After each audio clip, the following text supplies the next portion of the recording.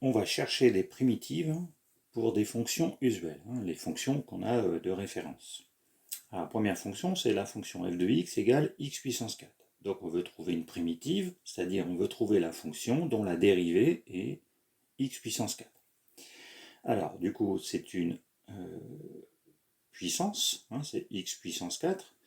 Donc du coup f de x, donc la primitive, on va reprendre 1 sur l'exposant, puisque quand on a dérivé, on a enlevé 1, et on va multiplier ou diviser par l'exposant ici, 4 plus 1.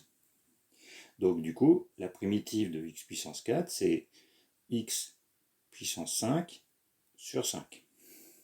Et du coup, si on calcule la dérivée de x puissance 5 sur 5, ça fera 5 fois x puissance 5 moins 1. Comme on divise par 5, on revient au coefficient 1. Alors maintenant, la primitive de 1 sur x au cube. Donc, on va l'appeler grand G. Alors, déjà, ici, x, 1 sur x puissance 3, on peut le noter x puissance moins 3. Et du coup, on va retrouver le même schéma que pour le calcul du dessus.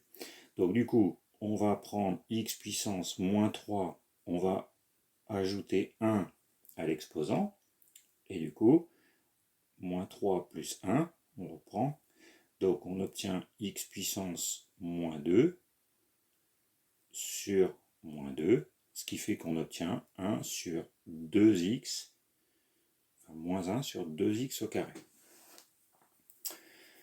Donc on augmente de 1 l'exposant et on divise par l'exposant, puisque quand on va dériver, on va mettre l'exposant devant, donc on a une simplification.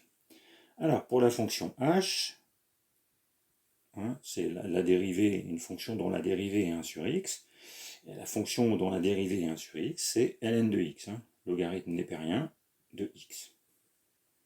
Donc là c'est assez simple. Pour la fonction i, alors encore plus simple, puisque la dérivée, une fonction qui a pour dérivée exponentielle x, c'est quoi? C'est la fonction exponentielle x. Fonction exponentielle x, sa dérivée, c'est la fonction elle-même.